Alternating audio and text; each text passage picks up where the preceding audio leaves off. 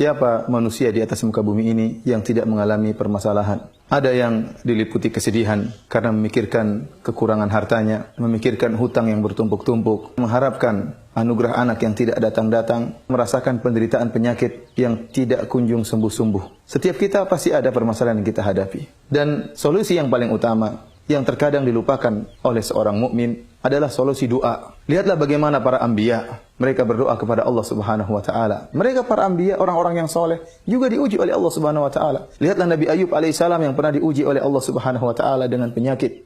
Allah Subhanahu wa taala berfirman menyebutkan tentang kisah Nabi Ayub, dan ingatlah bagaimana Nabi Ayub alaihissalam tatkala dia berkata kepada Rabb-Nya, "Ya Allah, aku ditimpa dengan penderitaan, ditimpa dengan penyakit, dan Engkau adalah zat yang paling maha pengasih lagi maha penyayang. Kami kabulkan permintaannya, dan kami hilangkan penyakit yang dialaminya." Lihat, satu doa, namun keluar dari hati yang tulus, bisa menghilangkan permasalahan yang lama yang dihadapi oleh seorang muslim. Demikian juga Allah sebutkan tentang Nabi Yunus alaihissalam. Beliau menyeru dalam kegelapan-kegelapan. Beliau berada dalam kegelapan perut ikan paus, berada dalam kegelapan malam, dan berada dalam kegelapan lautan. Maka Nabi Yunus kemudian mengatakan, "Ya Allah, tidak ada sembahan yang berhak disembah kecuali Engkau, ya Allah. Aku termasuk orang-orang berbuat zalim." Maka apa kata Allah Subhanahu wa taala? Kami pun mengabulkan doa Nabi Yunus alaihissalam, dan demikianlah kami selamatkan orang-orang yang beriman. Artinya apa? Keselamatan ini bukan hanya khusus kepada Nabi Yunus alaihissalam, tetapi juga kepada kaum mukminin. Allah sebutkan lagi tentang Zakaria. Tatkala dia melihat dirinya sudah tua dan istrinya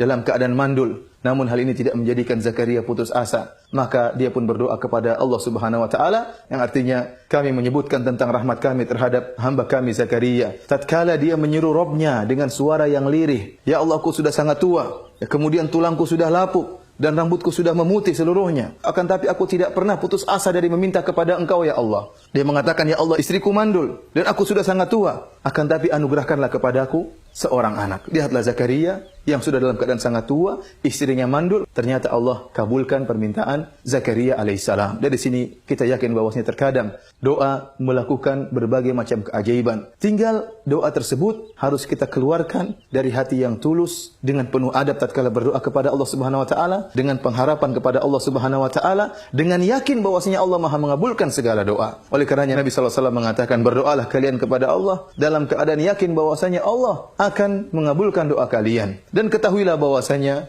barang siapa yang bangun tengah malam, kemudian dibuka dengan solat malam, kemudian berdoa kepada Allah Subhanahu wa taala dengan hati yang tulus, dengan penuh pengharapan, dengan husnudzon kepada Allah Subhanahu wa taala, maka sulit untuk tidak dikabulkan oleh Allah Subhanahu wa taala." Imam Syafi'i rahimahullah berkata, "Janganlah engkau mengejek doa dan jangan kau meremehkan doa. Kau tidak tahu apa yang bisa dilakukan doa. Doa itu ibarat panah-panah yang dilepaskan di tengah malam. Tidak akan meleset, pasti suatu saat akan mengena. Tetapi waktu untuk mengena itu butuh waktu. Oleh karenanya seorang tatkala berdoa di malam hari, yakinlah pasti suatu saat akan dikabulkan oleh Allah Subhanahu wa taala. Cepat atau lambat, Allah yang lebih mengetahui apa yang terbaik bagi hamba-hambanya."